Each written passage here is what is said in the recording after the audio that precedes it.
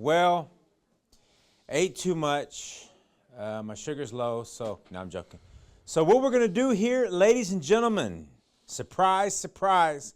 I'm going to turn this portion of the program over to these fine individuals here, and then we're going to be calling upon my brother Jameson Wilson from Oneida to close us out. But we're just going to have one final panel discussion right here. I'm going to turn over to these guys, and we're going to close it out, and we're going to send you off to the beach, and you guys just enjoy it out there, okay? So without further ado, I'd like to turn this portion of the program over here for our closing panel. We got Tim McDuffie, used to go to University of South Florida. He's a bull over Bulls. there. Go Business Bulls. Development Manager with Scale, UCF. Microgrids. We have Sean Sebitze. Are you here with us?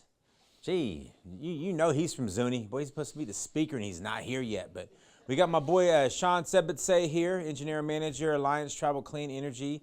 And we have one other than the guy who brought me to his res for the very first time when he was in office. We have David Sicki here, Coshada Tribe of Louisiana, Senior Consultant, U.S. Department of Energy Loans, and just an all-around cool Indian guy, right? So it's good to see you. Good to spend these past 3 days with you, brother. It's good to see you, okay? So without further ado, let's welcome up David, Sean, and Tim. Give them a round of applause. Let them hear you. Let them hear you. Dave, I'd like to turn this portion of the program over to you guys. Go ahead. Well, all right. Appreciate that intro. I am the opposite of a cool Indian guy. I just want to say that out loud. Just make sure everybody understands that. Whatever the opposite of that is, that's what you're looking at up here. So, microgrids to support tribal sovereignty. And it's kind of silly, a guy like myself up here talking about sovereignty. But what I've learned, just give you a little bit of background about me.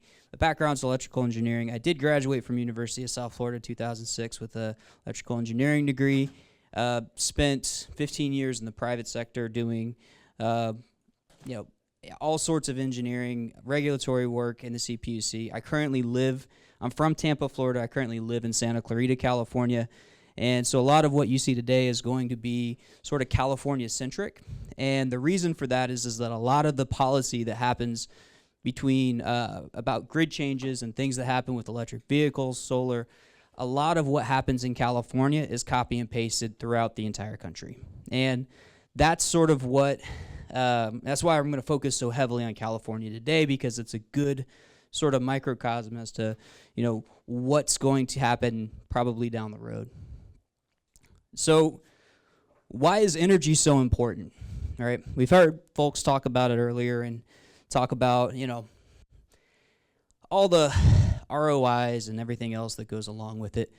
But in reality, the thing that I like to think about is that energy is the currency of the future, right? And so you might hear about everything being electrified, electric cars, electric stove, electric, all these heating and cooling and everything. It's all being tied to the grid. And I had a friend of mine, she was I think a lighting designer, I want to say, but she's like, Tim, if the grid is powered by, coal plants or whatever sort of plants, why is connecting electric vehicles, how is that helping reduce greenhouse gases? And the simple answer to that is that the grid is inherently, this is as of 2020, in California, 60% renewable. Now they count nuclear in there. I think they call it clean energy, which I don't really have a problem with nuclear personally, but we've got 34% renewables, and as soon as you start tying cars into that, you're taking a fuel source that's 100% fossil fuels, and you're at least making it 60% not fossil fuels. So to answer the question as to why all this electrification and greenhouse gas emissions, how it all ties in, that's why. And so the other part of it, right, it's the good and the bad. It's a double-edged sword. So the good part about this is that, yes, you are getting some reduction in your overall, greenhouse gas emissions and non-renewable energy and things like that. But what you're also doing is you're giving more power, literally and figuratively, to monopolies.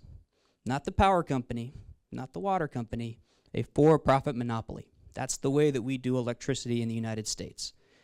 Now, There is not a very good track record. I don't need to tell anybody in this room, but there is not a good track record between electric utilities, at least in California, and tribes. I'll give you an example. So we were working with the Hoopa tribe up in Northern California. Just went up there to meet them. First day there, they told us about how back in the 50s and 60s, PG&E put transmission lines through their sacred lands just one day out of nowhere. And didn't ask them for permission, didn't bother to say, hey, let's negotiate a lease payment, just did it, right?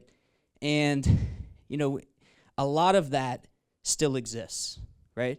Now, nowadays they have tribal liaisons. I'm sure some of y'all have utility tribal liaisons. And in reality, that's just the face. That's the person that they want you to think about when you're dealing with the utility. But what really runs utilities are lobbyists. Lobbyists in Sacramento, in Tallahassee, in DC, wherever it is. And not only tribes, but communities at large, like everybody, is sort of beholden to these different lobbyists, right? Tribes generally get the back of the line because they don't have really much of a say in these sort of proceedings. And so the utilities focus on the people who are paying their bills. And again, going back to why it's so important, right? Electrons equal life. Electrons are what you need for transportation pretty soon. Elders are especially at risk. You have folks who, Morongo band down there. That's pretty cool. That was a good one. I love what you guys did there, by the way. That was awesome. But kind of going back to the history between tribes and utilities, what's been working in California and what we've seen work, tribes sort of calling the utilities out, right? Can't go back in time, can't make things right, but they are going back and saying, look, you did all of this stuff to us without our consent, thinking that we wouldn't have a say in all of this. Now, in the days of social media and everything else, tribes have more leverage to be able to say, look, this is our sovereign land, this is our energy, we want to use it the way we want to.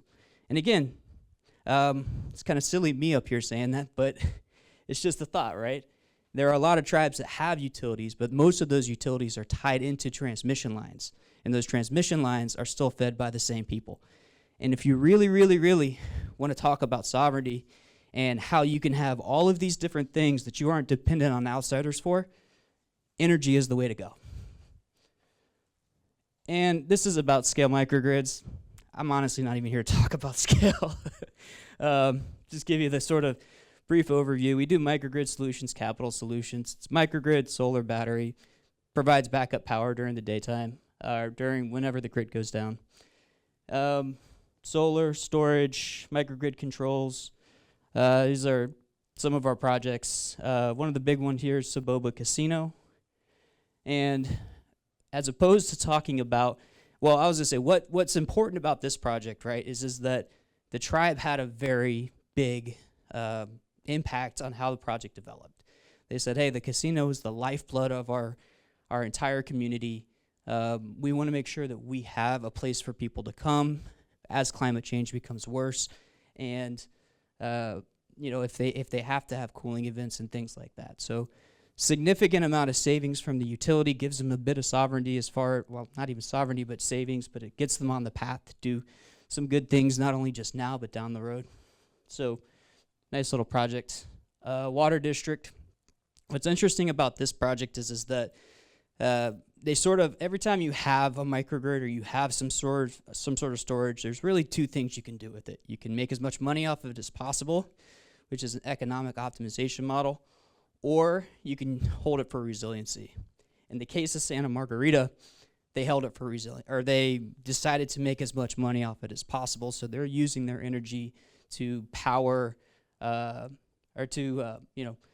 use on the open market to make as much as they can out of it. Again, Gallaudet University, just another kind of cool project, solar and storage, CHP. And then Petaluma City Schools, same thing, only a little bit different. They use their energy more so for backup power, so they hold usually about 2 days of backup energy in reserve to power their area.